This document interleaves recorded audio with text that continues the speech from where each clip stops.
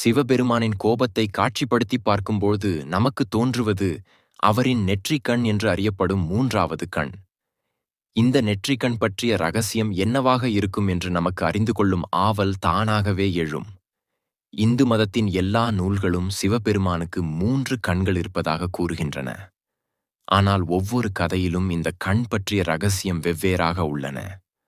இறைவன் சிவபெருமான் இந்த உலகத்தை அழிவிலிருந்து பல தடவை மீட்டுத் தந்துள்ளார். அவருடைய நெற்றிக்கண் திறக்கும் போதெல்லாம் அது ஒரு சிக்கலான மற்றும் அவசர நேரங்களை குறிப்பதாக அறியப்படுகிறது.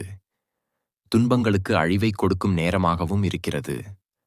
ஒருமுறை காமதேவன் சிவபெருமானை தியானத்தில் இருந்து கலைக்க முயற்சிக்கும்போது சிவபெருமான் கோபம் கொண்டு தன் நெற்றிக்கண்ணை திறந்தார்.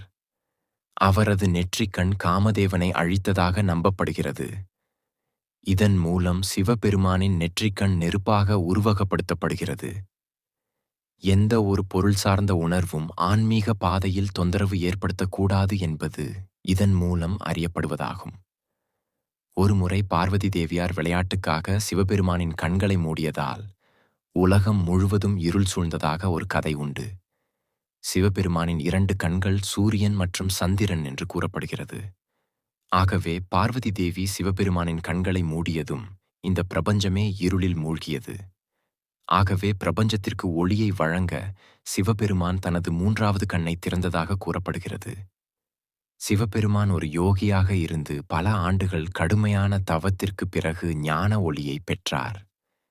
இந்த 3வது கண் என்பது ஞானம் மற்றும் நீதியின் கண்ணாகும்.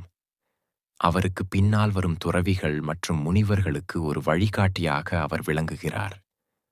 ஒவ்வொரு மனிதனுக்கும் ஒரு 3வது கண் உள்ளது. அதாவது ஒழுக்க நெறிக்கான வழிகாட்டுதல் தேவைப்படும் சமயத்தில் அவர் விழிப்புடன் இருக்க அதனை பயன்படுத்த வேண்டும்.